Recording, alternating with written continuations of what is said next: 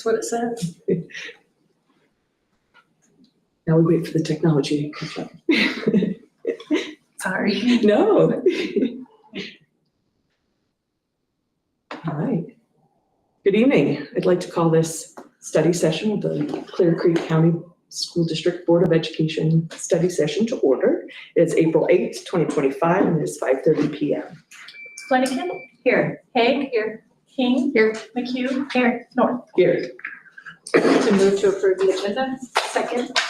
Flanagan? Yes. Haig? Yes. King? Here. Yes. McHugh? Yes. North? Yes. Whatever. All right, Dr. Meyer, you got a. I have some updates for people here. One was, I put this in board notes last week too, it's a mountain bike park. And I thought maybe someone was gonna come for that, but unless you're that person. No, talk about a mountain bike park. You kind of see on the drawings here, it's over like right over that way. One area that they're looking at, and then a couple other areas as well.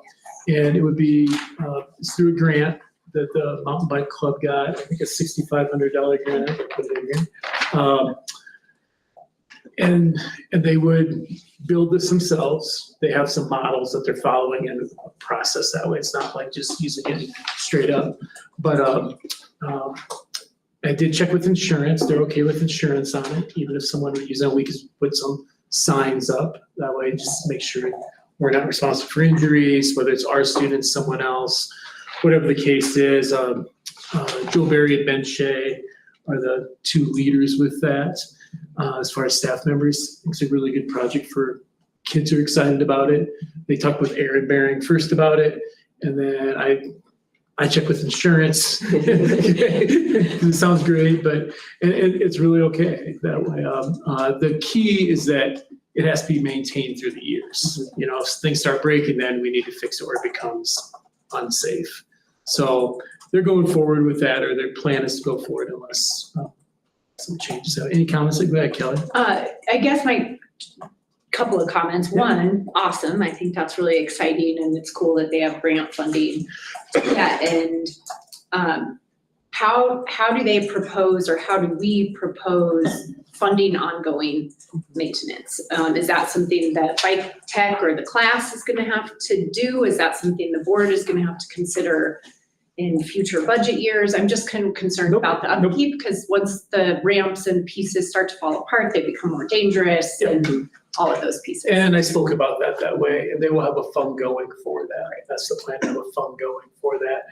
I believe, I don't know if they told us, the foundation will be a part of that as well at some point if needed, but I think there's other sources they have out there for that. So, but I think that's a very valuable question. It's like insurance was. Yeah. That's another one. They're like, okay, so it's great right now. It's great for 3-4 years or longer. What happens when something happens, you know? And then my last question is, I certainly have a preference of the locations when I look at the drawing, but I'm curious, maybe kind of where the group is leaning. I don't think that this is up to us, nor do I think it necessarily should be. I just have my own personal preference. I'm interested in your personal opinion. Is that what? I really like area number 3. That's one that I tend to like. It's kind of out of the way. But also Makes like sense. convenient for people if they're watching a game. And I mean, think it probably has less effect on drainage out of the 3 different plans. I think the number 2 has some issues where it's at in my mind. And the number 1 is up in that area there. I just think there's more room in number 3. Actually, I think there's more usable. It feels more campusy to me too, like in our footprint. Well, and there's also be parking in the back there too, if people are bringing their bike or something like that. So just by the athletic fields, it's just kind of, that's the rec area over there. Because they go baseball, football, track, soccer, whatever we have is all right. Does this require a county building permit at all, or a good question? I hadn't thought of that. I'm not sure it does. I'm think trying to it think of where it might fit, but then I'm thinking, you know, it's a thing that, you know, they're saying you can build. Pretty small. And then our insurance is saying that it's okay if we build it and it's not our liability. It's just not connecting with me. Like usually when you have that kind of clearance on your liability, it's because another authority said this is a good product and you can go forward. I'll check That's actually, I had not thought of that. I'll check on that. Or maybe they have already. but I'll check. Yeah, sure. Um, I think it's great, by the way. The next part is the baseball field. Aaron has been working with some consultants on this, how to improve that. We actually are gonna send out a RFP with, for seed, for sod, kind of get an idea of how much that will be. He has fixed the irrigation, or he believes he has fixed the irrigation. We're gonna try that around May 1st or so. But we believe we fixed the irrigation, so we'll have irrigation back there. The consultant really believes this can be a very good field in that way, and far less money than a turf field would be in the long, even in the, and there's different soils and things that way. So he's been working with a couple different consultants. We'll send something out for that. Just wanted to let you know where that was at. Yeah, so I'll let you know where that's at. Graduation credits, I am still working to schedule a meeting with Pam and Brandy on that. I talked with Brandy last Wednesday, something like that. I talked with again today, but I forgot to ask her. I need to visit with Pam, and plan is actually had possibly Pam and Brandy talk about this at the May meeting and have some conversation about maybe study sessions, just talk about graduation requirements and where that's it. I think, and also have a connection to Warren Tech and what goes on with Warren Tech. I think we all have an idea of what Warren Tech, our kids that go there, but having some students talk about Warren Tech and the experiences that they have. May I also just reiterate, and I've tried the last 2 or 3 years, and I think I just got the word out too late, but since I never am able to make it to graduation, I'm always at a dentist appointment. But if I could be. There's a lot of things I'd rather do than go to a dentist, so I don't know. But if I could, I would like to know if we have any ceremonies or any accolation, awards, anything for those kiddos that are going to Warren Tech. I would like to know about that so that I can attend. I think that we as a board can show our efforts there as well. Yes, okay, I'll check, yeah. I'd like the That support. makes complete sense that way, makes complete sense. Student reps, I met with Tina, Matthew last Tuesday, Wednesday, something like that. Kind of talk about some different ideas, and this is, I guess, it's not concerning you, you won't be here next year. But to talk about student reps and what some other processes may be for that. One, we had some ideas, I shared some ideas with her.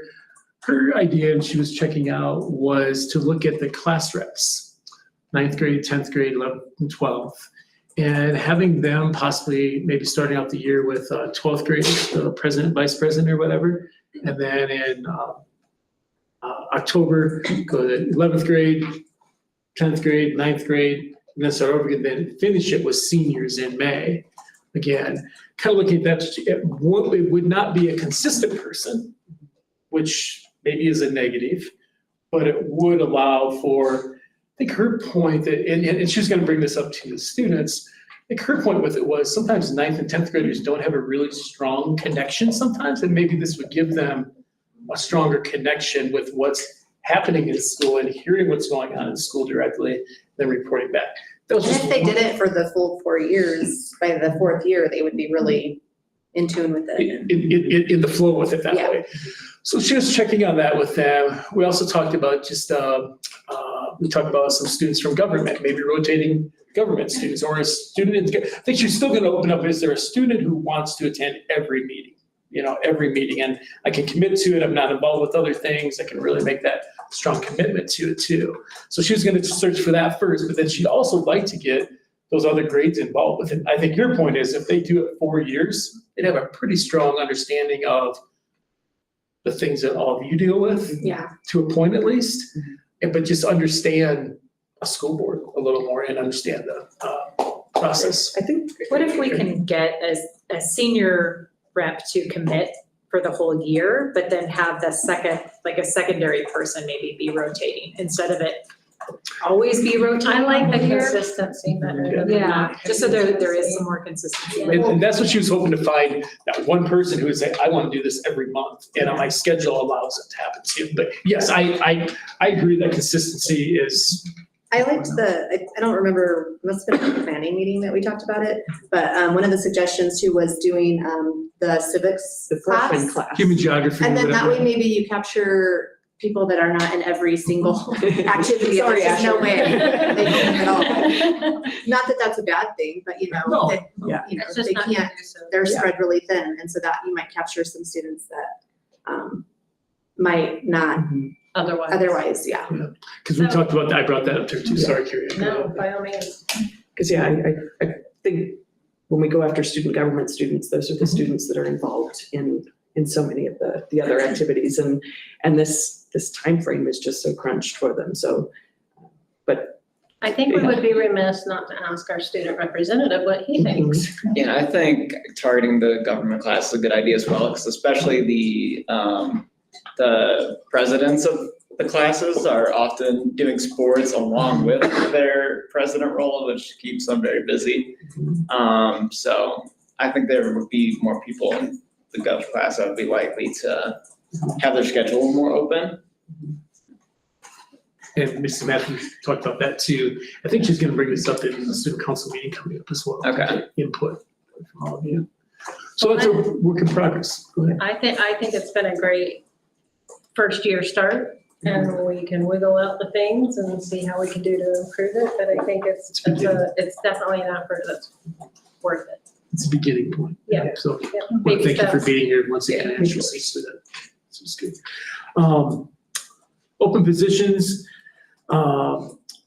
we interviewed, or Brandy and her staff members interviewed for counselors today.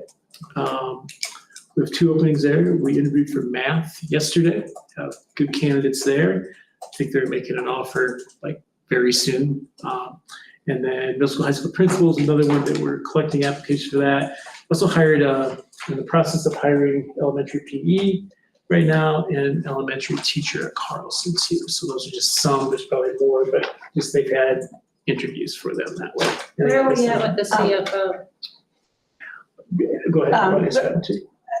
For all the counseling and the teaching positions, offers have either, for all those positions, have gone out yesterday or are in the process of going out today, or first thing tomorrow morning, depending on when principals can get a hold of candidates.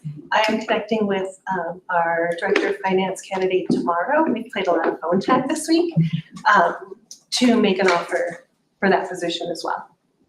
Right. Thank you. You've been mighty busy.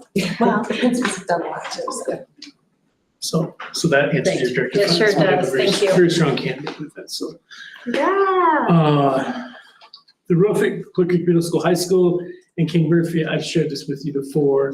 We are presenting at the Best Grant. I know Aaron and I think I forgot to tell Aaron that today, but he's got something on Friday. But I think it's on May 13th, and don't quote me on that date, I think it's on May 13th in the afternoon, or it's in the morning, I think. But just an overview, everything's been submitted, had some additional information they wanted, updated that, so everything's good. That's through bond money yet, fortunately, and the bids came in significantly lower than we thought they were going to come in at, so that's a positive, but the total for both the roofs is 1.7 million. King Murphy is 828, and the middle school, high school is 889 for the parts that we've done. And as far as energy use, Verigy visited the campuses. They went to all 4 campuses, including Georgetown, on Wednesday. And they're gonna have a report ready of what they've gathered. A couple of things they talked about were lights, LEDs and things like that. But we've shared all of our bills for energy with them as well. So they'll give a little report, and then we'll bring that to the board. I think they'll possibly in May, we'll have it to the board. It may not be in May, but hopefully it will be. Athletics, a couple other things with athletics. Scoreboard, a new scoreboard was purchased by the boosters. They're coming to wire it. Either Aaron told me today or sometime this week they're coming to wire it. So that'll be good. That's up and going, or it will be soon. They worked on the long jump pit too, or they're working on the long jump pit to upgrade it to where it needs to be. And the fencing around the field and track over in the far corner was knocked down, and Elko found their way up there. It's very easy. So we are getting that fixed here in May. So, you know, they'll be fixed by grad. I was joking with Aaron today, actually. So from graduation out there in Elko in the background, is that wrong or not? Because Definitely come across. we shouldn't have that. They should be blocked off by that time. So you shouldn't have to worry about that. He told me that. So anyway. Tom, quick question on the fencing, as we were talking about the mountain bike area. Will fencing impact any of that? Are we considering that as we're building the fence? The fencing going up there will not impact that at all. No. Since over that far corner, it would be over here that way. So yes. And then a fun thing, I didn't put this on there because I forgot about it. Honestly, I just had a meeting with marketing today. Had a meeting, Chris and I had a meeting with Katie Winter about marketing and where we're at, what's going on. She's going to give a full report to me, and I'll have that at the business meeting, actually. I'll share it with you before, and I should have it for board notes this week. I'll share it with all of you in board notes. I think the one thing that I think we have to recognize, and you know, that kind of talked about in their survey too, what is successful marketing? What's our, you know what I mean? It's like, well, we get more students coming in. Okay, well, is it because of that or because of something else? Or, you know, so we have so many clicks. Well, if somebody clicks on a site, is that it? Well, it could be. There's a variety of things you can look at to say, you know, enrollment's one of those, you know. I guess the thing that I would say is we need to have it, you know, well thought out of what we do. And I think that's why we wanted to have that conversation sooner than later, and waiting until October to have that conversation. Well thought out, and what are our goals with it, and how, I guess, you know, what outcomes do we want with it, and what are we doing with it? What do we want to do? Is it more than digital, or is it, and that's maybe something that all of us could have our opinions on it, and we all 5 of you may have a different opinion. Everyone in this room may have a different opinion. But what's the most effective or not, or what? Any thoughts on that? Go ahead, Marcy. Sure, and maybe this is more appropriate for the next meeting when we go over it, but Yeah. at least for the Clear Creek High School, the reviews, have you read them? Like, I read it today. There's one from 3 weeks ago, and it's not good. And it's probably not even, I mean, I don't want to say it's not, we shouldn't address it, but like, I feel like that could be one way that, That was on where was that?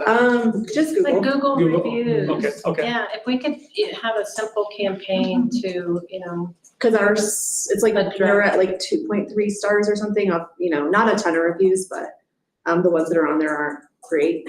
Okay. And they're old too, except for and this those are one one that of the was ones new. that are legacy, like that, you know, there's gonna be negative reviews from 10 years ago, but it's still stuck with us, It's right? still- So you I mean, that's an easy way You to have to tackle do it. a campaign in the business world to keep that going and get more of your clients to punch something in there, or your employees, you know, And that's cheap, free. very cheap and free, yeah. Yeah, exactly. Yeah, okay. So anyway, I'll have some more information about that at our business meeting, hopefully. Yeah, sure. That's what Say legislative updates, you know, I was happy to see. Public comment. Oh.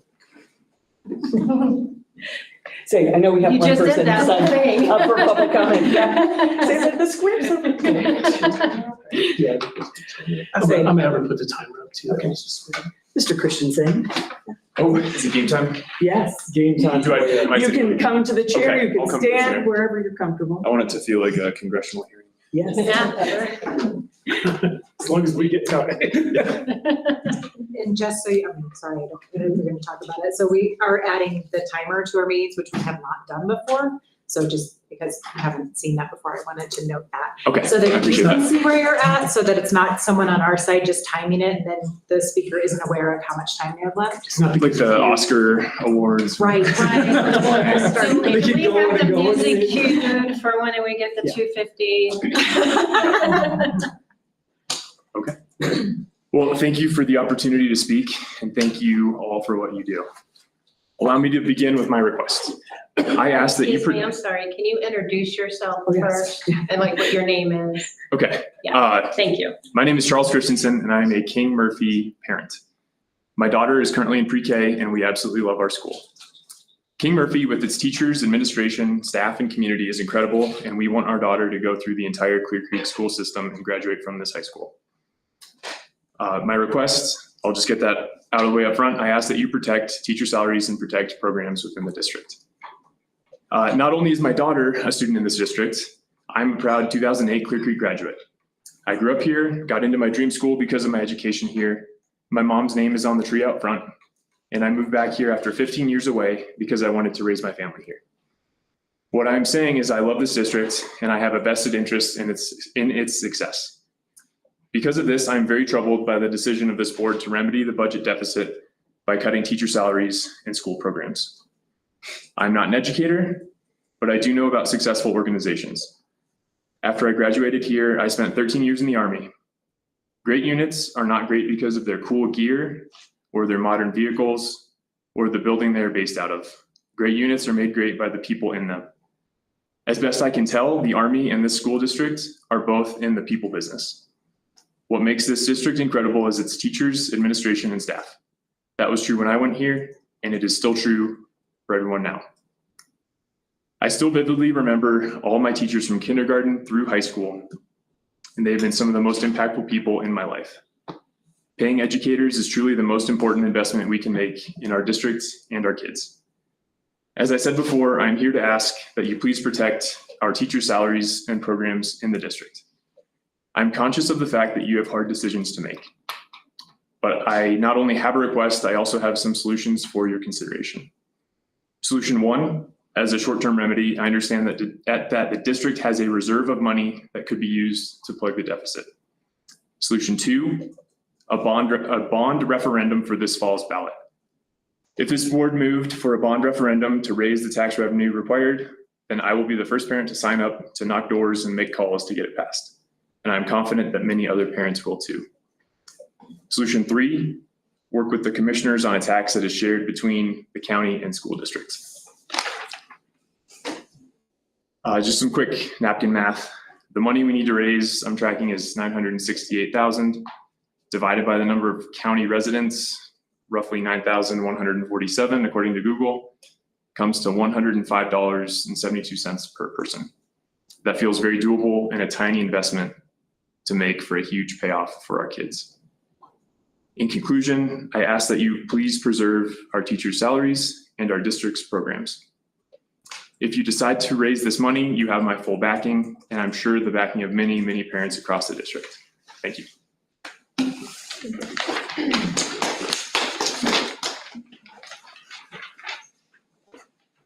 That was the only comment that I signed up.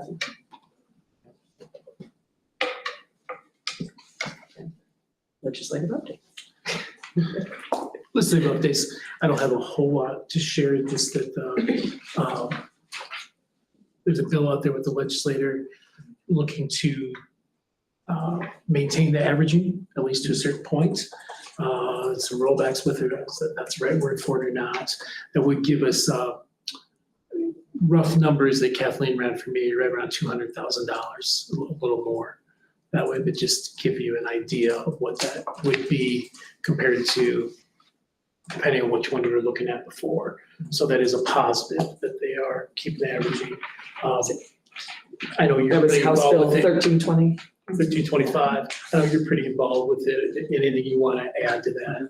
I would just add that it's only gone through the House. Exactly. It hasn't passed yet. Like I was trying to tell someone that Yeah, it hasn't has passed. not gone through any Senate committees yet. And it does, I think what's really important here is that it doesn't not get rid of averaging, it just slows this down. And so I think that's the important piece, is that it may, if it passes in the way that it looks right now, which I don't believe that it will, because it still has to go through the Senate Education Committee, Senate Appropriations Committee, and all of the rest.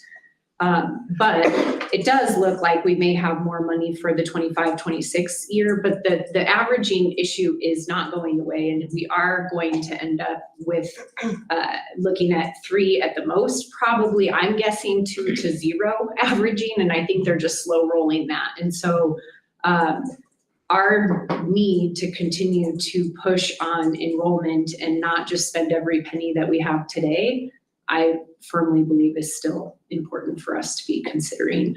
I do think that this is a good step. And the reason this is happening is because there were triggers put into the School Finance Act that talked about how it would be rolled out and implemented in the event that the budget is doing what the budget is doing. So those triggers were in fact put into place, which is why we're kind of renegotiating this bill again. So I would just caution everybody from being overly optimistic about it because it hasn't gone into the hard chamber yet. Well, I think the thing is that the state is still in significant Well, they deficit keep right getting now. hits too, And, right? and we're April 8th now, what day it is. How many days do we have something like left? that. There's a lot. You know, It's there's under still 30 days. things that happen that way too. So, I mean, it's much better It's than much better. the outlook was before for the state. But the state has to still find the funds to do this and maintain all those other programs. And meanwhile, there is still, and I think it's really important, there is still work that is being done to put a statewide ballot question. It's the Get It Done campaign that you guys may have listened to at CASB to try to increase taxes for funding of schools statewide. And there still is a huge effort for that. So I think that you should pay attention to that one too. And I think that is in response to the fact that the budget is still a mess.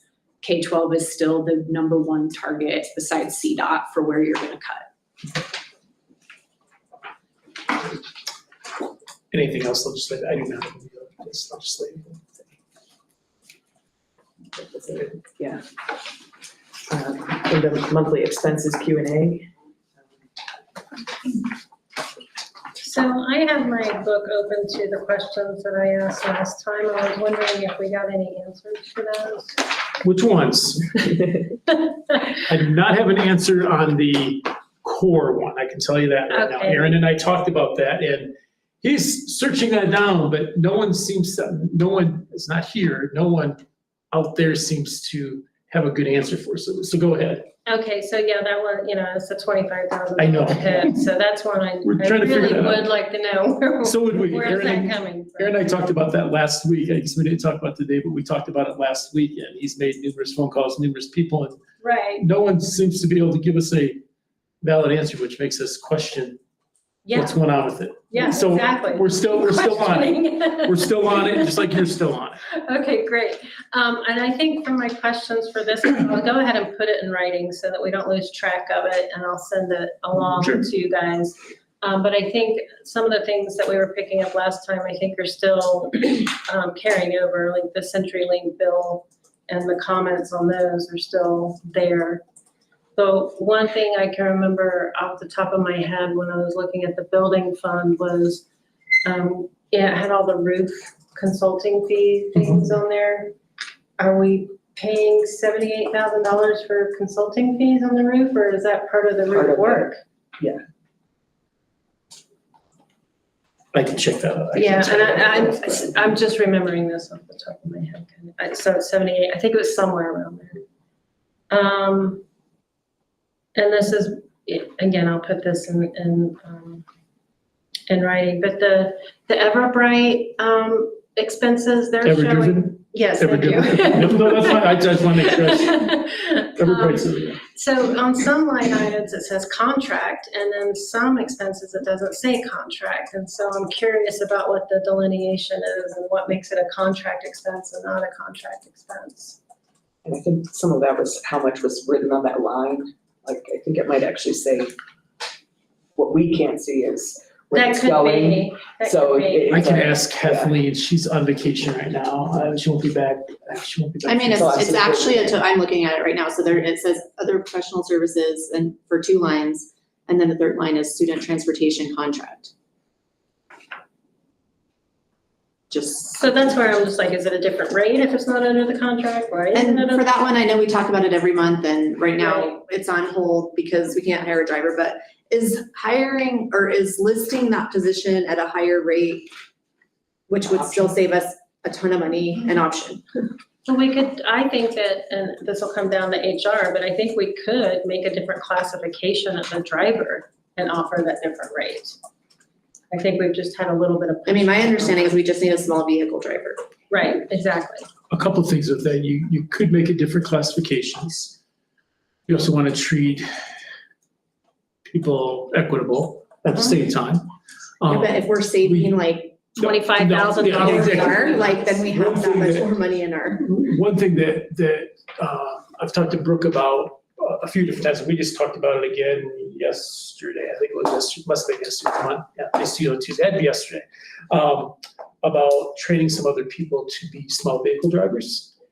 There are a couple people in the district who are doing some different things, who could also do that possibly, which would be a route, and I know, I'm pretty sure one of those is a for sure for a small vehicle and to get a CDL for a bus, which they could still work and do that, they could still work in the building plus do that before school, during the day, after school, arranging a schedule that way. So we're working on that too, just so you know, and I think that's a positive. We're also working that with some of our coaches.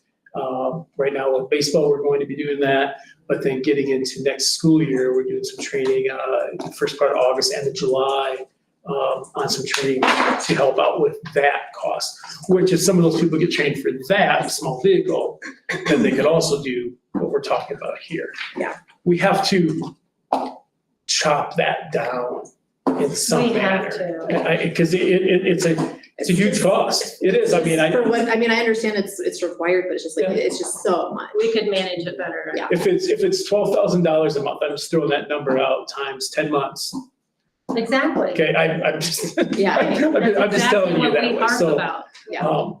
So I believe we're making some progress with that, but, I think Brooke has some thoughts on that as well. And if we can talk about that too at our next meeting or at the May meeting, probably would be better for Brooke. So, Okay. does that make sense that way? Yeah, yep. And then over at the OC, is there a reason why we need the full yard dumpster over there still? We're paying $500 a month for a dumpster over there. Do we need that? I'd have to check. I don't know. Trying to remember if they could see it. We're getting charged. I It could be part of a contract too, so that might be part of the. I think part of it was that they are still doing some work, some bond work yet on some different parts of the building. They're just about done with that. I have an idea it's part of that yet. So then because why wouldn't over- the trash expense come out of the bond money? Sorry. I can't answer that question, which maybe makes me think that that's not the right answer I gave you, but I will check on that. Could be because they are still doing some bond work there. Over spring break they did, I think I makes put out sense, yeah. numerous things. There's a roof type thing they're working on, a ceiling type thing in the courtyard too. Okay, I'll check on that though, okay? cool beans. I just had a couple too, similar to Carrie Ann's, the CenturyLink, it still says, bills were being ... And so I'm just curious, cause like in February, the CenturyLink was 1,096. In March, it was 14,000 and change, and then in April, it was 18,000. So that's like a wide Yeah. range of I will payments. check with Kathleen, but I won't be able to check with Kathleen until like the 18th or 19th. Okay, so it looks like she's got a narration, I just can't see. Or I'll check with What is Jen, it? I can ask Jen too. Jen, Well, that's true, she might be able to see that date. I can talk with Jen tomorrow.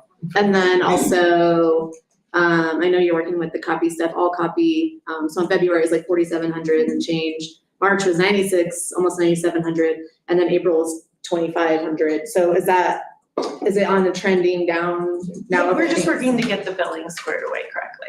Okay, Because we're paying all copy, they're buying out our previous leases, so there's money coming in and money going out. okay. So I don't know. And we only get to see the out. Yeah, I was gonna say, I don't think you guys are seeing the netted, but I don't know exactly what you're seeing, so. Marcia, when you looked at it, we're not getting any more charges for additional copies anymore that I could find. No, I didn't, because that was from Xerox, I think. Right, Mhm. yeah, so I like that a lot. Yeah. Yeah, now we just pay a fee. Oh, wait, it is on there, actually. It was $2,000. Oh, and additional, Jen's working on some of that because we're not using those machines anymore. They're guessing what copies we're making, but we're not using those machines, so. So we could get some of that back, It's in the or? works. Yeah. so why would we pay it then, instead of trying to get the money back? I think they are working on getting it back. It's just not showing up because we're only seeing the charges out. Well, that's what I'm saying, why would they pay a Why would bill we pay that it? it's not even a legitimate bill to pay? Is that something to do with, go ahead. It has to do with the lease, with them absorbing our lease. I don't know all the details. See, someone else absorbed the lease that we had before, Right, so they're paying for that. We'll look into that. further. Okay. Let's see. But the trend is good. well, good. Any other questions? All right, then we'll go into the quarterly financials. Yeah, Yes, so please. you should have a copy of it too, or on your computer, whatever the case is. When you pull that out, so we'll put it up there, but, Kristen and I, met with Kathleen last week, to go through this information a little bit too, and you may have some questions, but we're gonna just, go through a few things that way. Starting with the first page of the general fund.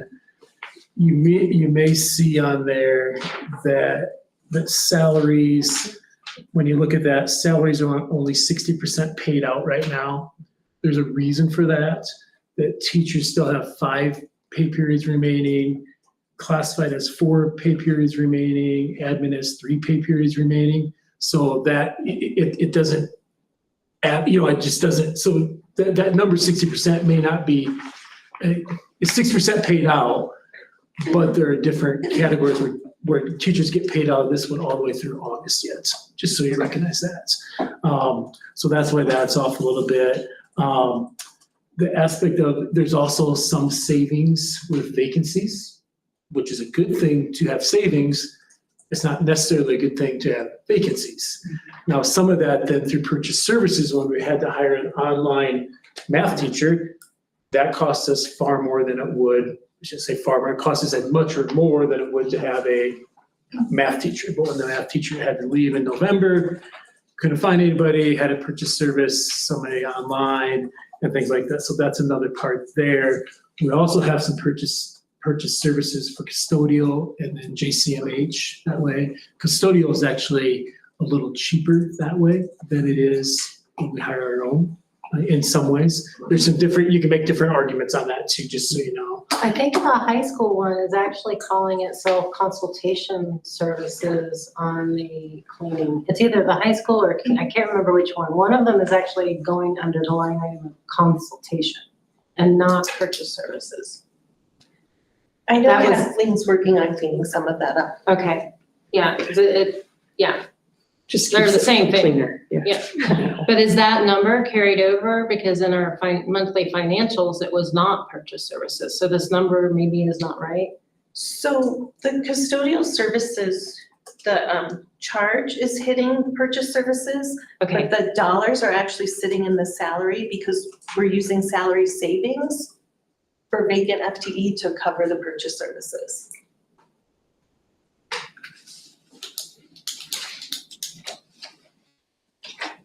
But as, I think. but the line item that's saying it's consultation and not purchase, you're sure that it's going to purchase and not consultation?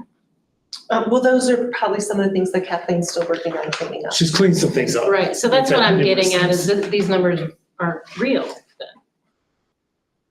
The purchase isn't real. I can't answer that 100%. I've said that a few times now, but I can't answer that Sure, no, you're fine. 100%. I do know that there were some things, I'll say coded in a way that we need to code them a different way. and having conversations even with Leah when Leah was here, but also Kathleen. We've had some things coded in the wrong manner. So we're trying to get that consistency, like you're talking about consultation Right, services Yeah, or purchase services, and make sure if it's custodial, it's, in this Right. case, through purchase services. Right. If it's something else, it's through, I mean, making sure that not part of it's through purchase services and part of it's through consultation. That doesn't make any sense, obviously. So that's what we're working on right now. So that was, I don't know, if you have anything on general fund, you want to talk about on that sheet you have in front of you, the quarterlies there?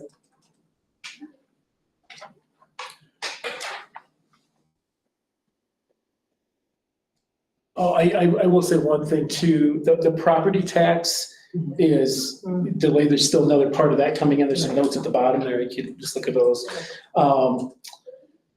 So that number's way off, but that number will catch up, if that would make sense, it would.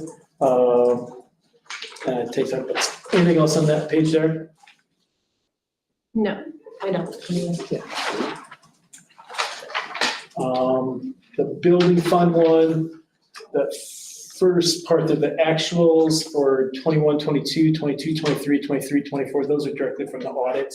Those are audit numbers. Those are nothing that way. Recognize there's a lot of money. The construction project ended this year. That's where you see the 39 million, 34 million, things like that at the bottom. So that's somewhat of the difference there. Anything on that page?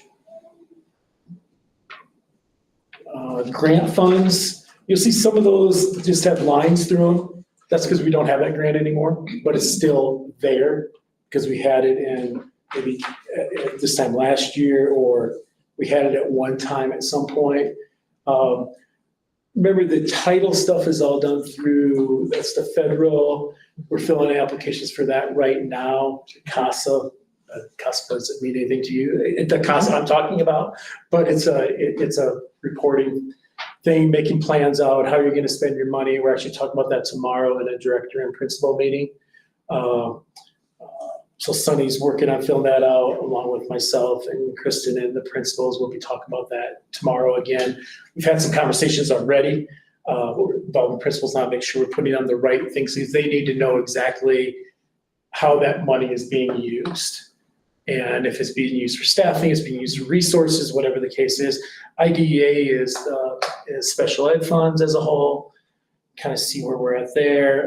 The READ Act is requirements, teachers elementary wise. And the other ones, school counselor core grants. We had some money this year for that too. There's still some money we have to spend on that. We did get a notice that money cannot be carried over. We get that notice on Friday or something like that. The money cannot be carried over. So, and we're in fine shape to take care of that, trust me. ESSER funds are ending. That's something to be cognizant of, that there are no more ESSER funds. We got a late disbursement for this school year, which I think when Becky was here, Becky and Sunny applied for, whoever did. So we got some money there, but that money is no longer going to be around. You can see some of the other things on there that way too. The TMF storage tank shows a deficit of 12,000. We are getting a check for $7,800 soon, hopefully very soon. Okay, it's all been taken care of. The testing came through fine, but we should be getting a $7,800 check from 4 Points for that. And they've been contacted about that. I don't know, anyone else have anything on that page? I do. Go for it. I'm always concerned because we've been very successful at getting grants, and I think all in, it's almost doubled our working capital. Yeah, look at the bottom number. It's And good so number. I'm just curious if we're anticipating more falling off. As we can see, the rural co-action is about half is what it was last year, and just kind of thinking through what other grant cliffs do we anticipate? And do we have a full-time grant writer for next year planned, or is that a position, or? So I'm gonna answer both those, hopefully. We are aware of, for example, our bike tech, ski tech program, our incubator. That grant runs out at the end of next school year. already looking at possibilities of other grants to fill that, if that makes sense. So that's the big one that's out there that's important for us to find the funds for. I agree. Because if you want to keep that program, or any program that's funded on a grant, then if you can't find a grant for it, it comes out of general fund. Well, and in if we're most gonna cases. continue to invest in that program, then give them space to build a thing, but then we can't fund the program to do the thing. I mean, these are all connected and concerning. I believe that we're going to find some grants. We have something out there we have a few things out there right now, and a couple of those connect directly with those programs, those people in those programs. But I think I do have a sheet that has the deadlines on all of them and things like that too, that we look at. In fact, I have a meeting with Sunny tomorrow afternoon, I believe it is, or tomorrow afternoon. And that's on our agenda list, looking at grants too. And that leads into, I think, your question or comment that way. I still believe our director of teaching and learning would take part in the grant writing part that way. And we worked with CEI for the EASY grant, for example. They helped us out with EASY grant, which is, if we have that on here, that's $200,000. That's mainly it's for the secondary, it's for the middle school, Right. but it's for the secondary. But so CEI has helped us out with writing that grant and obtaining that. To Kelly's point, that position pays for itself and then some, and pays for a lot of other people's positions. So I think it's hugely important, and if we're not sure, then we should probably be sure. Be sure about, That we have a full-time grant writer. yes. And in that position, maybe this already happens, but I haven't seen it in a long time. I just would like to be more clear about what grants we have, what they cover, who they cover, when they're falling off, are we reapplying, just all the basic, it should just be a constant spreadsheet updated all the time. And we have that, and I can share that with Matt, it's easy to do. But see, I thought I did possibly, but I will share that, that's my fault. We can get that too. Sorry, I just need to go for a family matter, I'm sorry. No, that's fine. You're fine. I'm sorry. If you guys The need my recording input will on always anything, be here just for you. email me, please. Nope, Okay. you're good, you do what you need to do. Thanks, Asher. So yes, I will get that to you. Okay. I'll get it to you this week. That's not a, And then with our grants, are we do we, the people that are in the programs, the teachers or the staff, the grant writer, are we making sure that they're needed, that they're well like Bike Tech obviously is, but if it wasn't Bike Tech, if it was something else. if you're getting a grant, I think what you're asking, are we just getting a grant to get a grant and then? Or like find our something programs that we to have, are we making sure that it's worthwhile to renew? continue it? Yeah. Like an evaluation Right. process. A program kind of thing. evaluation. I see what you're saying, It's yeah. not just a grant evaluation, but a program evaluation. I mean, Is even that- if it's something like awesome, but is it something that works for our students? Through program evaluations and having those discussions. But I think that's a very good point, because I think some things have to be looked at. Just because we've done this for the last 10 years, Doesn't mean we need, yeah. do we still need it now? And I would say, I think through time, those things have changed. Yeah. And I think the district, looking back at past stuff, some of these things have changed. Maybe it wasn't from grant funds, but other programs, we don't need that anymore. But I think that is something that, just because we have a grant for something now, doesn't mean we should in the future either. Or can we use that money? One thing I just had a conversation with someone about this today. And making sure that we're using the grant money in the appropriate manner for students. Yes, we need staff for it too, don't get me wrong, but is it being used in the appropriate manner? Yeah. Because I think you hear things on national news, well, someone, I just remember there was something a couple years ago or something like that, some school that I knew of was every teacher workday, I think they got Olive Garden and brought up for all stuff every teacher workday.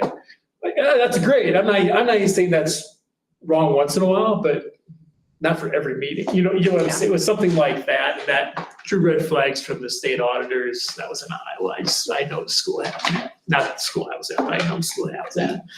Just to kind of reframe it, I think asking, like, are we using those grant dollars for the best outcomes for our students? So Asher just left, but I know talking to his mom, the incubator EDU class was one that Notre Dame said, wow, like they put a personal note, knowing that you came through that program shows that you're at this higher level. So those are the pieces that we want to make sure we keep in place for students that want to have a specific outcome.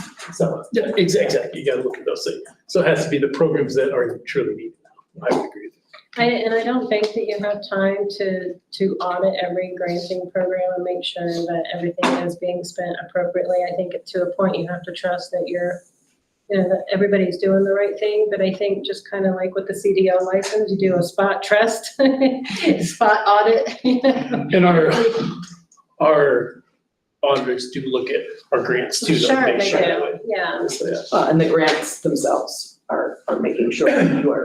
Yes, exactly. There's still reports, Yeah. like quarterly reports that you have to trade for grants. But we can fine tune things. Okay. I'll switch page here, if that's good there. Yeah. Next one, food service fund. We're looking at possibly transfer 175,000 to that. Hopefully not gonna do all that. I have talked with Steve too, and we've had vacancies in the food service, which have caused some issues probably. But across the state, that is not an unusual thing either. We'd like to get that down. Steve switched food vendors this year, saving some money there, which is part of not having to give as much. Probably save, I'm gonna throw a number out here and I could be wrong and Steve can correct me tomorrow when I tell him how much I said, but I think it was around 25,000. It's also looking at changing some of the menus too, that So- way. I have a question. Yeah. What makes us go so far into the hole on this? Because we only get reimbursed for a certain part of a meal. That way for certain, what is it? Through the But we're free meal mandated. program, right? We're mandated to Right. give Free lunch free lunch. and free Okay, breakfast. but we only get reimbursed a certain amount for that. And sometimes that amount is not matching up with the amount that we're actually spending.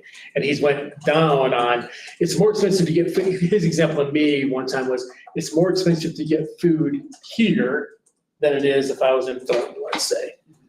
They're charging more on the delivery up here. And because it's a state mandated thing, we are required to participate? We're required to participate. I would be curious to know how much we were in the hole, if at all, before the free lunch program or the free food program. Like, how much were we in the hole then? I can probably find that out, but I probably won't find out until Kathleen gets back. Okay. She's gonna get back and be like, oh, wow. She's got family when she comes back. Because if I'm we- referring to, If we the were in five the of you, hole okay? $200,000 before, and now we're only in the hole 165, then maybe that's okay, but Memory it serves almost we seems forgot. like we're mandated to eat a cost here, that we didn't necessarily know was going to be a cost that we would have to eat. Yeah. Right? no, you're exactly right. So another question I had was, is there a way for to make it easier for families to complete the paperwork for the free and reduced lunch? Because that would give us access to funds, to support those families that really need it. And then is there a way for us Encouraging, to, if I just interrupt, Yeah. just encouraging people to fill that form Like, out. can we make it the hurdle lower so that just everybody fills And it? I don't even know, I remember when there was free and reduced lunch, that was always a part of the packet. And Mhm. is it now? I don't feel like it It's is. there, but it's not easily accessible. Well, they don't Yeah. have to fill it out because we're required to provide the free. I know, but if they're saying if they fill it out, we Right. get extra money, then I'm we not sure should. I would. Let's keep on, and there's also, there's a should let change. parents- There are different federal sources if that paperwork is completed. And there's a change several years ago about how you get that information out to people as well, which complicated things. That was a federal aspect that way. Maybe just changing the title of the form so it doesn't say free and reduced lunch. I think we have to use a specific form, but that's You the do, problem. dang it. Anyway, I thought, So dumb. We'll talk about that internally. of how Well, and we there's can- also conversation that this is going away because Right, we exactly. can't fund this. This is- So Right, we right. find ourselves in a worse financial position because we will actually having to require people to fill that out to get free and reduced lunch because the state is not gonna cover that anymore, most likely. Right. Yeah, that is a conversation that is happening. Correct. And I don't know what traction it has right now, but I know it's happening. So I was on a Well- webinar last Wednesday or something like that. That would be when it would be interesting to find out how What it the was, difference yeah. was, yeah. Like, what are we looking at if it does go away? So what would that be, 2021 would be the last year that we did that? 1920. 2021. I don't know, that'd be 1920, I believe. Okay, yeah, let's look at the number on that one. I'll check It's all- with Kathleen. I don't think I have access to that, so I can check with Kathleen on that. Anything else on food service? Next one are bond funds. I do not have a lot to add on this one here. Just the notes down there at the bottom. Taxes and payments for the bond. Anything on that? I'll flip past that one. Tuition preschool fund, and this is something that has come up with some other conversations. I was actually at an early childhood meeting this morning with the commissioners and mayors. I know there was another one in town last Wednesday, Tuesday night, something like that. Our revenues are not keeping up with our expenses that way. You can kind of see that there, that tuition from individuals, adjusted budget was 189 and actual is 103. I know there's some time in school left there, but we're struggling there. We have raised the rates, we are raising the rates for preschool. When was the last rate change? I don't know. I was actually shocked how low it was. I think it was this year, but I'm not. It's low. I mean, my kids haven't been in preschool in a very long time. My youngest is graduating, and I feel like that it's close to what I paid that many years ago. Yeah, so I'm not sure how it got left behind, if Okay. you want to say that. But it is something that we're trying to compare to other districts too and see where we're at, And then and adjust I'll accordingly. say it for the record, just because I said it in an email, but Mhm. I attended the childhood Yep. thing last week. I don't know what it was called.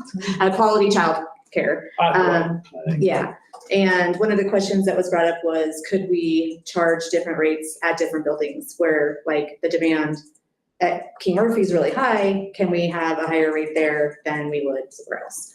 And I think it's just a conversation that was being had. So I said I would bring it here. No, and I guess anyone can comment is, my thing is, I think, and I can understand that, I can argue that both ways. I think the one thing I would say as a district, I think it's important is to maintain similarities that way. But we have some other things that aren't similar too, or we're working to correct some of those. With fees between the buildings, we're trying to correct some of those. But this would be one, obviously. Anyone have any thoughts on that? I have a hard time with that, Mhm. just kind of at a philosophical level. I mean, I think I could be convinced at a math level, but it doesn't feel very good. I do know. Does it feel good to have different rates at different buildings? It Okay. doesn't, because then are we paying teachers different at different schools? And that doesn't feel quite right. And so, I mean, I have some operational questions about that and then just some philosophical problems. I do wonder, because we've talked about preschool tuition rates every year that I've been on the board and had a lot of pushback to increasing them at all. Pushback from former board members, from community, from kind of everyone you ask. But I mean, that's normal. When you ask, would you pay more? Most people would like to say no. But I wonder when we look at the tuition from individuals and we are at this deficit, and I'm wondering, some of it I'm sure is because we still have more school year to go, but do we have families that are going and not paying? And do we? Yeah, like this how isn't do telling the we- whole story. Yeah, so I mean, how are Right. we kind of managing? Is enrollment to That. max? I mean, it's hard. But I'll just start off with that. I know that when a family has a difficulty paying, there are some resources for them. One of those I know has been the foundation that has assisted families with that. I think there are some other services out there too that are assisting. So I don't think we have any families that, I don't think we're serving families that we're not getting paid for in some manner, either from them or from an outside group coming in and doing that. Then you also gotta remember there's UPK too. Right. And that's funded by the state obviously too. So some people are through that, some people aren't. Well, so I was on the review committee for the foundation to allocate the funds for the preschool Mhm. programs. And it was a one-time contribution from the commissioners that they gave $40,000. We spent it immediately. And I think it was good work. I think we provided, for 4 dozen families. So I mean, it was very good work, but the foundation doesn't have an ongoing fund balance to support that in perpetuity, nor is that really the foundation's mission if we're gonna get really right down into that. So I know that they were able to do that time through the money that the county gave. So I'm concerned about how we kind of fill this gap between we can't make any money to provide what we need to provide, but our community can't pay anything. And our county can't subsidize that, and we can't subsidize that. Which is the. And we have pushback when we raise our rates. So we're just kind of in this bad cycle, and I think we just need a little bit more data so we can make some And more. if you raise your decisions. rates, will that impact some families where they cannot attend and cannot send their child to preschool? Or does our business model just not work? Well, and there's a certain amount of students you can have in a room based on space in a room, and if you have one teacher, one pair, then, or if you have a certain number, then you have to have 2 teachers pair that need to have room. There's all kinds of state regulations that honestly Tie your complicate hands, things. yeah. That complicates things. It could be run, I think, I'll say, maybe I'm wrong, so I think could be run more efficiently, but there's some things that we have to do. Correct. And we have outstanding preschool teachers, outstanding preschool staff, outstanding. I think we had a gentleman talk about that today, at least you're talking to me about that, all of us, it's like, we have outstanding staff. And I do think it'll be interesting to see how the Mountain Trails Center, when it's Yes. built and operational, helps kind of fill some of the community gaps. But I That do can still think we have to talk about the amount that I think that can assist. because I think we've gone up actually every year in small incremental Mhm. little pieces, but and I think we're doing that in the benefit of the community, but to the detriment of our own financials. Well, I think Marcy, you were Well, sharing with to me, the rest of our student body. I think there's 36 students signed up for King Murphy, don't quote me on that number, but it's Sounds over right. 30. I forgot my notes. Center for King, and that's like, that number was not 30 a few years ago, from my understanding. I mean, not even close to that, Well, so. and those are students that we can capture to, like your daughter, to move through our district for their, So you wanna have that Important, program, yeah, it's very obviously, so it's I'm just telling you, it's in deficit right now, but I'm telling you, okay, I don't have an answer for it, but it's in deficit, and it's not, the supplies and things like that, that's not where it's going in deficit at. Right. That's not where it's going in deficit at. It's the cost of our staffing we have to have and things like that. And I'm not blaming anybody for that. I'm just saying we have to have some things. So that's just something that way. Yeah, and Kathleen mentioned that in May or June, we'll have to have a board authorization to transfer some money to that way, so. Anything else on that one? Not the last one, last page, right? That is the cap reserve funds. Kind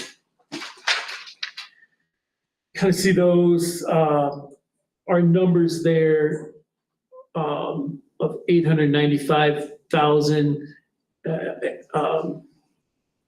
Planned is less than that, it's around 236. Part of that is because we had bond funds and we put some of those bond funds toward it. So that number did not go down as much as, which is, I think, common sense. You can see that.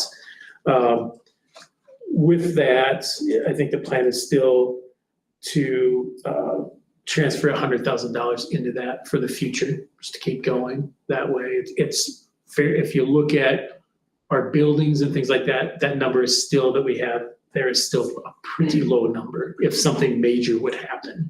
I mean, a very low number if something major would happen. Any questions on that one?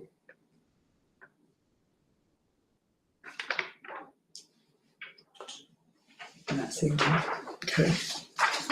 I'll try to get some of the answers to some of those questions that may not be this week or even next week, but I'll get some of those answers. Facilities, long-range planning committee. Is that all we're talking about on financials? Oh, yeah, You have a Were we gonna report have on a the- budget thank you. discussion? say that again. I thought we were You had gonna a list for us of some of the potential savings. Yeah, and we're still working that, something changed today with that that's gonna make it a little different that way too. Yeah. But you saw the list that was sent out that way, but we're still working on that, but we have over 500,000 reduction. That's not a just to clarify, I think you mentioned this to me and it came up again.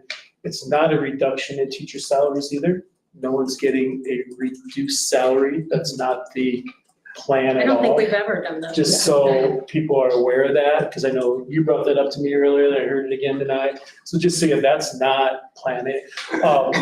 There's a significant part of that, over $100,000, or right around $100,000 was through the, some technology savings, some different things that way. Can we ask what those technology savings are? Chris, I'll let Chris answer that. I'll let you answer that. Go ahead. So, and some of this is gonna be done over the summer. We're switching to a new phone system. Google Voice is obnoxiously expensive and we're moving to, I think it's called 101 Voice, which will save us probably about $60,000, I believe. We're moving teachers to Chromebooks off of, laptops. And we're also in conversations with Gilpin and Platt to combine our purchasing powers so that instead of each of the 3 districts going out and buying Chromebooks at a premium cost, we're gonna combine so that we can get a better E-rate and then also get lower costs just with a better purchasing power. But aren't we gonna be spending an awful lot on Chromebooks to replace the Chromebooks are computers we significantly already cheaper. have? Is that something we need to do? As we replace teacher computers, because teachers have laptops, which are Right. significantly more expensive than a Chromebook. So just as they're As they're replaced. As it's Yeah, coming, but we're not all at we're getting on a once. 3-year cycle of every 3 years. That makes a heck of a lot more Yeah. sense. Yeah. What are we gonna do with 30 hot laptops? That's good. I'm glad you brought that. That's a good question. That's a very And good then question. there's gonna be a better cycling of student computers. So like middle schoolers, because Chromebooks really can last about 4 years. So students will get Chromebooks in 7th grade and then they'll have them in 8th grade. And then they'll cycle back to like next year's 7th graders and to keep in 8th grade. So we're doing just some organizing of our technology. That's great. So that's, and some of the positions there are through attrition. We're not doing a reduction in force. That would require board action to do that. We're not doing that. And we'll have a couple other positions we're looking at of what we need to do with that. Just going through the list here. We've talked about reducing position to halftime. Is that the teacher of learning and, Yes, yes. but we're also talking about the grant writing portion, right? But we believe we can take care of that in other Okay. ways with other people and things. Oh, wait, not one person that's already been doing it? Yes, but we've had some other people helping out with that too. It's not just one person with all the grants. It's not. Well, that's new information. Most. To the one person that had been doing it years ago. We've always, I think they just. Was phasing out of this, is Yeah, retiring. and then we were And she's passing been that off to training. Sunshine, right? And she does some of that yet too, but we have some other people, I've helped write some grants, other people Right. have helped write some grants. But there Jen isn't helped write some one grants. brain with, all of the granting. That was Becky. Yeah. Yeah, and that worked out well, that one person had all of the things, it's just that we didn't do good tracking with her granting after the fact. But I do think that, having a full-time grant writer that has their brain wrapped around all of the things is a good idea. Can I respond to that? Go ahead. So we don't have one person who their only job is grant writing. And we have several people, like Tom said, who are involved in grant writing. And then we have one person who is tracking it in terms of like the dollars. Who's tracking it? That's Jen. Jen. Very. Well, I mean, those are my thoughts. I think that's a little fragmented for what we need, I think when you look for at a it, good result, anyway. I think you look at a district our size, I think we'd be challenged to find a district our size that would have a full-time, that's their only position. Yeah, but look at the money they can bring in. But- I mean, it's kind of like with the bus driver situation. You know, No, hire them at a of good rate that. and it pays itself Pays 5 itself times more, fold, yeah. and that's what we're looking at here.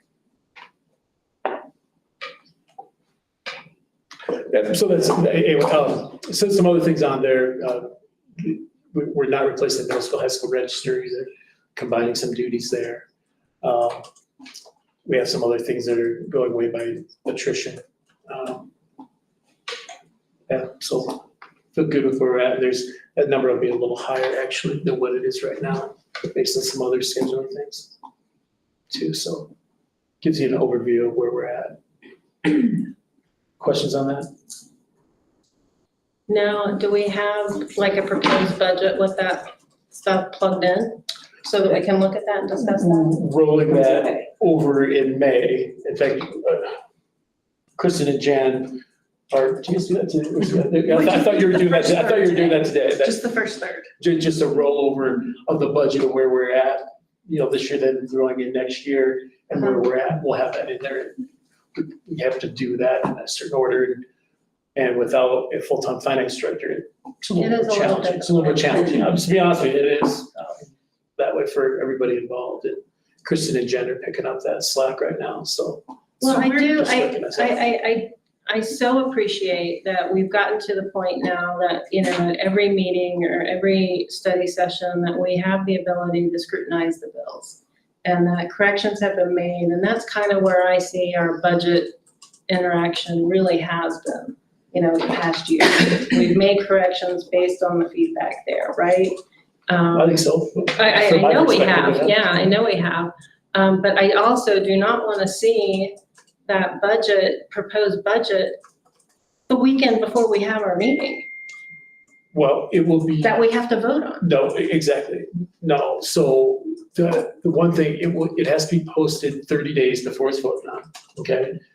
We don't actually have a meeting, I wanna say our meeting's May 10th, we'll actually post it on May 8th, just to look at that way. It probably be before that, but it's not actually approved until the following that way. Right, So- right. You'll have plenty of time to look at that. In my mind, you'll have plenty of time to look at that. Maybe I'm wrong with that. Okay, I'm not that's sure the- how it's that- worked here. But Okay, it will be posted online before we have a board meeting, just based on the dates that it has to be out for 30 days prior to adopting it with public input and things like that way. Does that make sense? What it is? it does. One of the things we talked about too, Go ahead. just looking at to see if there would be any savings was moving the sixth graders to this building. Would that be a cost savings or have, I we think did talk what- about it. What I would recommend with that is, it's not something to do this upcoming school year. No, It takes some time to figure it out. I think you need to talk with parents, we need to talk with teachers, we need to talk with, there's steps. Will it save money? I think that's a question that has to really be looked at. It's something that, it's something that I think it has to be looked at. Are you gonna see a change in enrollment based on that? That would be my concern. That would, I do, I'm just, that would be Georgetown my parents concern. will go for it. Well, and I think you'd have, students at King Murphy, I think would be a Right, challenge. one way or the I other, think students but at then King that Murphy would be a brings the challenge. I think you're disparity gonna with the lose some kiddos. things there. I'm not saying it's a no, but I'm just saying. yeah, I just, You have to we look at had it talked in about it at one different time. The Jetco schools have sixth grade in middle school. Talking to some front range superintendents recently, in the last month, they were talking, there's a trend to build, I'm not saying we do this, okay, there's a trend to go K-8 buildings. Instead of a middle school building and an elementary building, there's actually a trend to go K-8 buildings. And the comment that one of the superintendents made was, he goes, our seventh and eighth parents love it. Our kindergarten, first grade parents don't love it. Seventh and eighth grade kids probably don't love it. I don't know. I Well, mean, now they're the there's- big kids on campus Yeah, then, right? there's different ways of looking at that. So I think I know I have some thoughts for next year's budget, where that next amount of money comes from. And there's some things we have to look at with that. And that's one of those, like, is that, and becomes challenging. And I don't know what the answer is to that either, but I think it takes some deep conversation about, frankly, that way. Okay, thank you for answering my questions about the budget. That is what I had for budget. That's what I had for budget. So thank you. Excuse me, for bringing that up. Thank you. Thank you. Like, whoa. Okay. Facilities and long-range planning committee. Kelly and Carrie Ann participated in a meeting a couple months ago, something like that, in January, I think it was Something like January. that. January, February, something like that. Talking about a long-range planning committee, facilities committee, whatever you want to call it. And some people would say that should be an ongoing committee for years. It could be different people, but it should be an ongoing thing to analyze what are needed facility-wise in the district, what are areas that we're deficient in that we need to have on a list to make sure we're taking care of along the line. Aaron has a list already of things that are mechanical and everything like that. And capital assessments, just looking at things like that. Josh Chisholm's, anyway, they're still working on that. But there's conversation, I think a logical conversation to start thinking about, do we need to have a committee like that just to talk about that? Or what are the needs for a district? What are the needs at different buildings? Yes, we just had a $30-some million bond. But there's still things that need to be done. I can come up with, I think, when I say $20 million worth, I'm not exaggerating. I don't think I am, at least. These those have to be done this year, next year, no, but they're coming up sooner than later. So having a facilities committee, a long-range planning committee to talk about that and get that developed. There's a little draft here of how that would look, who could be involved with that. That's community members with certain expertise and things like that. But Kelly, Carrie Ann, do you want to add anything to that or thoughts? I kind of introduced it. I'll let you go from there. Well, I think that, this discussion became so much more heightened, obviously, after the bond money and projects were done. And then you're reiterating the whole, we've still got more to do. But we have that tool now where we have, our facilities assessment that Aaron is able to have access to. And we have more facilities, I think, that need to be assessed. For instance, our plant apparently isn't on there, but, and a couple of other things. But, as we're looking forward to what that looks like in our community and our district, it makes a lot of sense to have community input and professionals in our community who know what they're doing on that front to provide some guidance and some, as well as parents that are in the buildings that we aren't necessarily in, to provide some of that feedback as well. And I liked when we had that presentation, what was that lady's name? She was amazing. But she gave a really great presentation and, as far as the outline of how that would look, I really, really liked the process. I thought so too, and a couple things I would add is, it was just nice to hear sort of what a long-range planning committee should look like and who should be a part of it and kind of what their role is as it relates to the board and kind of how they work together, and that it's an advisory group, not an authority or a decision-making group, and really talked about, and I thought it was really great to think about who makes sense to be on that committee. And so they talked about, the woman Carrie Ann was mentioning was really talking about having a balance on the committee, and it's helpful to have not school board members, but maybe other local elected officials who can have their expertise around what they're planning on, kind of play in some ways. Really talking about having a robust application and interview process, because you should find not just people who are kind of interested, but the people who have technical skills that they can offer. And so the examples that she brought up was like an investment banker to talk about bond premiums, and then being able to think about how to nurture that committee and the members of that committee to find campaign chairs for future bonds, because they've seen the work and they've been able to do that. And I think that was a really great piece to talk about. And then one of the things that I think we have going for us in a really great way to kick a long-range planning committee off is that we, through Jacobs, built design standards. And so the long-range planning committee doesn't have to get into the like nitty-gritty of what doorknobs look like and what light fixtures look like, because we already have that. So now they're really able to look at the envelopes and what is really needed and be able to help prioritize and make recommendations. And so I thought it was a really great meeting and a really nice way for us to think about how to keep our community involved in the significant amount of facility maintenance and upkeep that we have, and make sure that we're really hearing how best to prioritize. I think we are at I want to say $11-12 million deficit in terms of what our facilities need. And so nice to have that perspective about what should go first. And how they can be bought in to help be ambassadors of that need, because we would need to go to voters. So I really appreciated thinking about how it becomes a perpetual piece, because things always break. I also appreciated, and I think this was in your board notes, I'm not sure we saw it here, but that Jacobs was willing to help us pull that together, and they definitely have the expertise and the ability to help us. And I gotta remember that lady's name. Pull that lady in, to help us corral what we're looking at as well. She was from Durango. Yeah, she was from Durango. She used to be at Littleton, I think.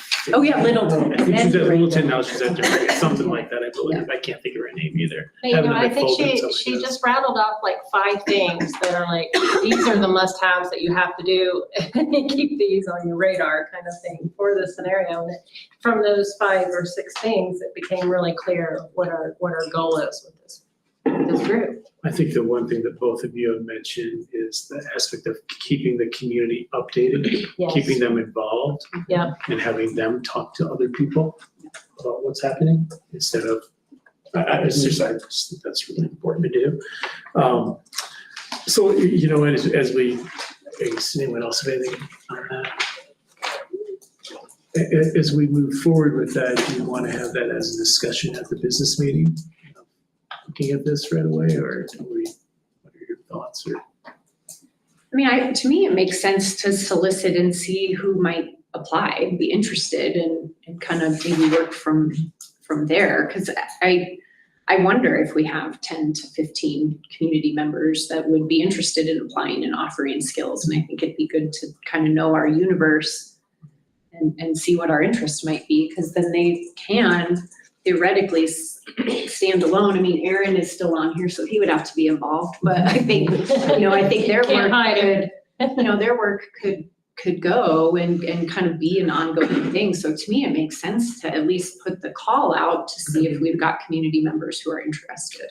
I think it's an ongoing thing though. It's not just for a year or two. No, you have to be willing, and I think that's part of it. It's Is, ongoing. we need to make sure that we don't have 10 people come in and then 10 people all stop at the same time. So we have to think about how you roll and keep the knowledge in there. I think that's important. So I think it's worth talking about at the business meeting and thinking about putting a call out to the community for interest. So do you think something like starting with 5 people for a 1 or 2 year term, like 1 year term, and then the second year you add another 5? I was so gonna they're on say, a we need to rotating- structure it, I think, when we're doing the call out. But I mean, obviously, we start to see with how many people who actually. Yeah, I mean, that's part of what we ask is how many, you know, can you commit to 1 year? Can you commit to 2 years? Like what is the level? Cause then we might naturally find like half could do 1 and the other half can do 2 years. And so it might naturally work, but I think we need to ask that question because I do think for these to be effective in the way that we've talked about, there has to be continuity and it has to be community continuity. So I think it's really important that we find folks with commitment.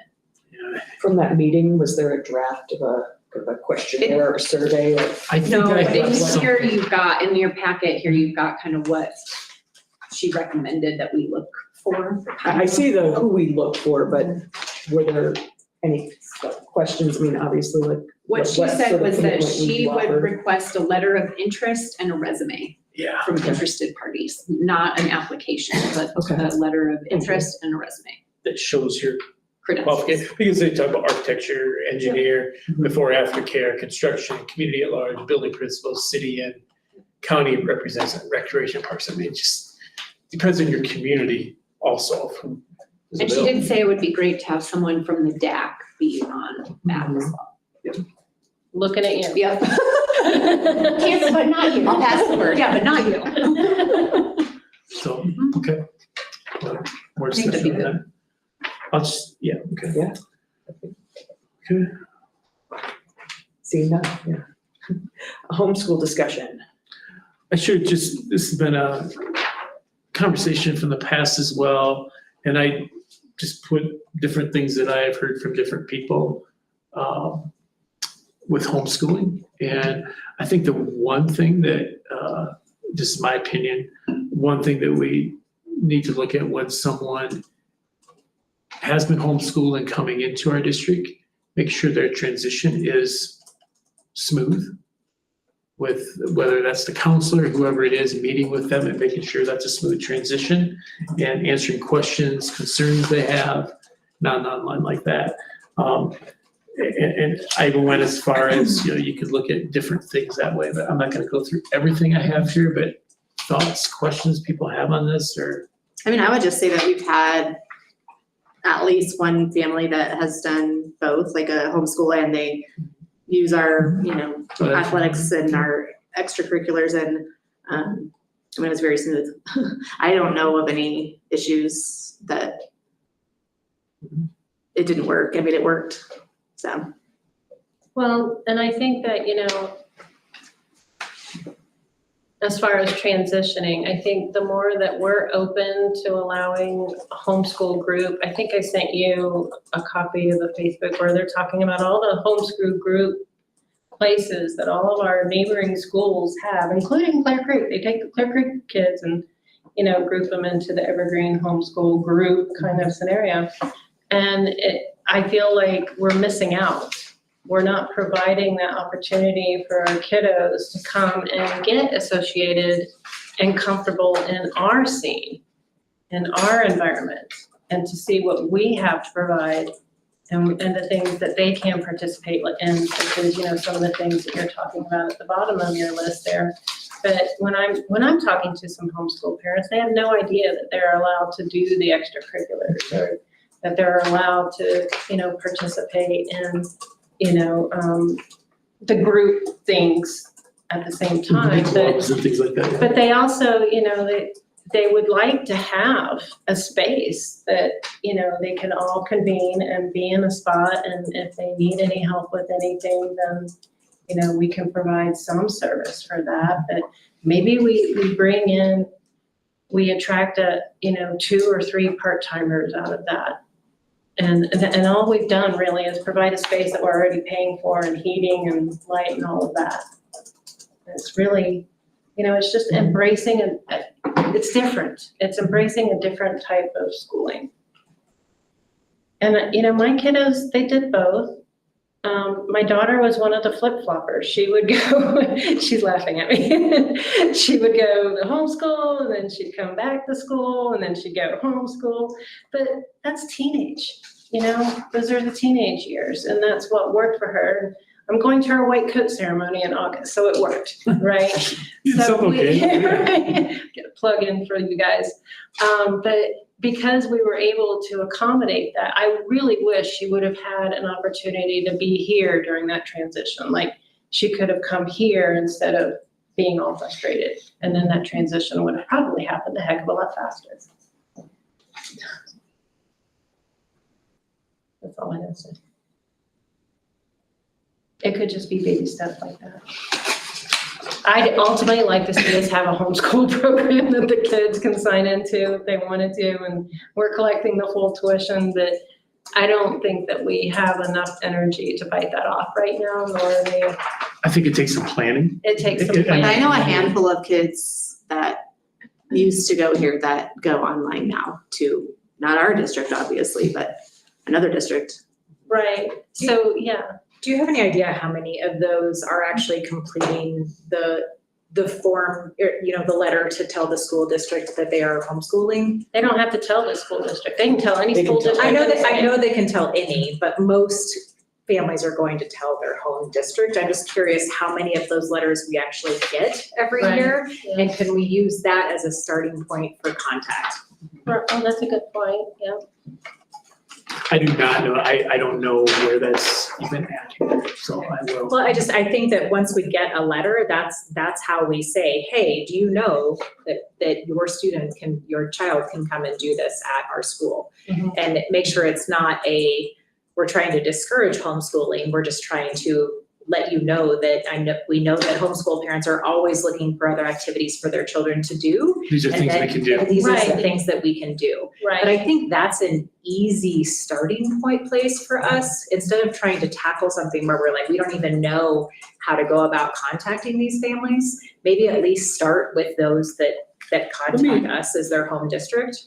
I'll check into that. But I think some kind of, what I'm hearing you say, to a certain point, I think is like, trying to get the word out that if you are homeschooled, you can still participate in some of these things. But we can use that as the contact basis, like if they're choosing to Yeah. notify their home school district, I mean, there's our starting point. I don't know why we Yeah, wouldn't start there. exactly, okay. I feel very conflicted about this because I appreciate meeting people where they are, and I appreciate different forms of education and different families and different students do things differently.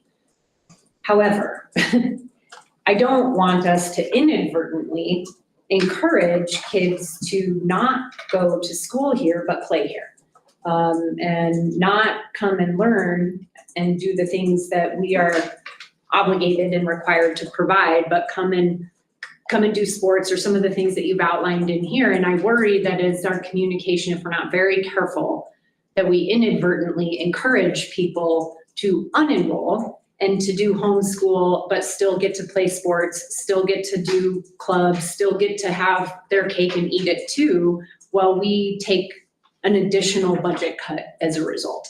And so I'm very torn on this, and I appreciate all of the effort and the work that has gone into thinking about it and talking about it, but it makes me very uncomfortable. So I wanted that on the record. Thank you. And I can understand, and I tried to give a full view here, looking at both ways that way too, so I appreciate that. I think we can, I totally understand that, appreciate that point of view. But I think you can mitigate a little bit of that by kind of doing like what I talked about, where you're just contacting the people who are already homeschooling, and try to bring those You're not families just in. doing the splash. Yeah, it's not like this Right. huge marketing push, like, Right. hey, community, if you're homeschooling, I think we're very direct about who we contact. And I think it's those families who tell us, I am homeschooling my child. And then we say, do you know that we offer this? I don't think that it needs to be this big, push. Right. To give anybody Can I any just funny think we have to ideas. be careful? Because, Yeah. I could imagine my kid, not every day is awesome. And so if she was in a passing period and saw some friends who were homeschooling, but they were waiting out in the lobby to get picked up to do something that sounded way more fun than going to a class that she didn't want to go to for whatever reason, I just worry about how that impacts the other kids if our facility becomes a bus stop for activities. And, well, I'm really mad at my teacher today, so I'm gonna text my mom in the middle of the day to ask if I can now do this other thing instead because my friend is doing that. And I get those messages a lot from my kid because not every day is an awesome day. But I also don't want to advertise that, you know, you can flip and flop every class day that you don't like. And so I worry about what the message is, not only to the homeschool kids, but to the rest of our student population. I think to go with that, and I think I have it in there somewhere probably, but I think we need to look at what do we believe as a school district is the best. I think, and I think that's what we're already talking about. We're already talking about that, but I think we need a clear vision. Word vision came up last night in a meeting I was having. But a clear vision of what is it that we're in support of? What do we want? How do we want kids to learn? How do we want to support families? I think that's a guiding statement for the board. I think that's something that has to be looked at. And that's probably beyond this even, but I think that is part of this that way. So I like what Erica was saying there, you know, just the people who fill out the homeschool stuff, let's contact those people. That makes sense. I mean, it does. Or I if think you that's a know, starting if they know one of their students are going to be homeschooling, they can, you know, help us facilitate that and make sure that they always have a tie. Yeah. Right? Anyway, that's okay. Thank you.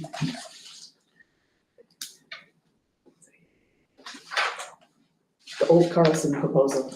So Old Carson proposal, just, we talked about this, and it seems like a long time ago. I guess this is just, it was in March, I guess. It seems like a long time ago. But it is, the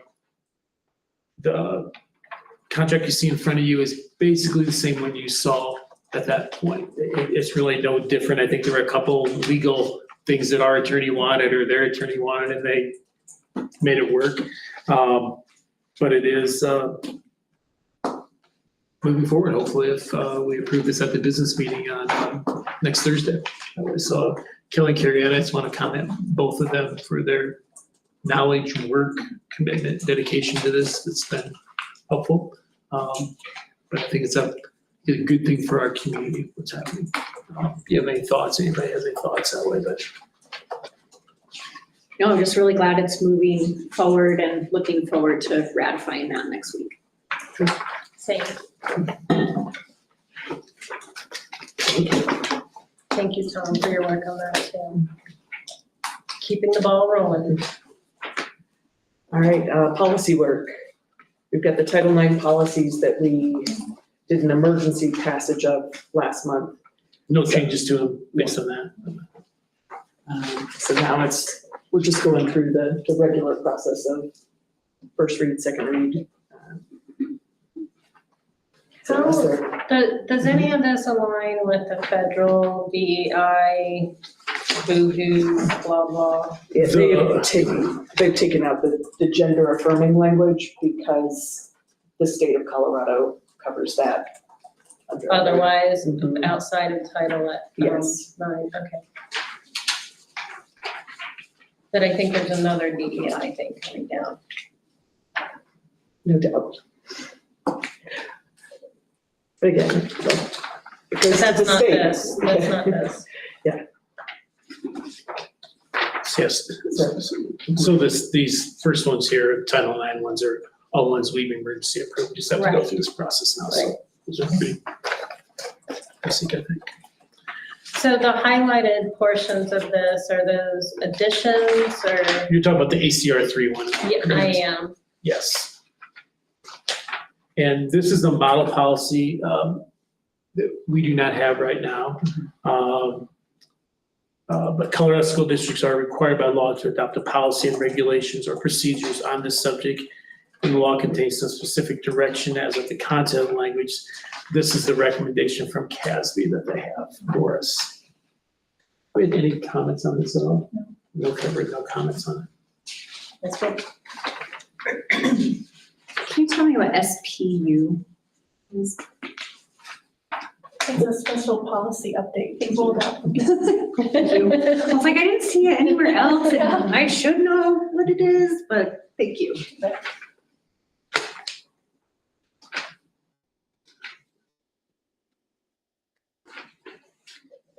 So who do we see as our Title IX coordinator in our district? In different districts, it's been different people. In my experience it's been the superintendent or human resources. So you just raised your hand? Yeah, so it's me for staff and it's Sunny for students. Okay. I have a question. I know this was brought up in a comment previously talking about this. So when you read the first paragraph on the sample policy, so it talks about violation of policy for any staff member to harass a student or for students to harass other students. It doesn't make any note of a student harassing a staff member. And is that something that is handled in a different policy, so we don't need to worry about that here? I think we looked at this and I think it's under the student policies. Okay, I just wanted to make sure that that was indeed covered somewhere else. Thank you. You guys are so in the dark over there. Oh my God. We'll go like this. Swallow it. I don't know if that's a good, I don't know if that's what you want to do, Eric. Take Just say no. I don't know if that's- Take it back. Yeah, that's. That's it. Yeah. Any other questions or?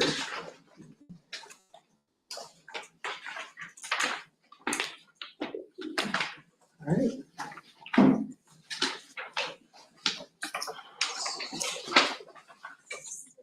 So, Kelly, are you available to join me Sure. for agenda planning in May? Or for May? We'll work on some dates, Lori will work on some dates for them. And I will look for a motion to adjourn. I so move. Second. Flanagan? Yes. Kay? Yes. King? Yes. McHugh? Yes. Yes. 15 minutes, so we. I invite everybody to use the facilities, get some more water. We don't have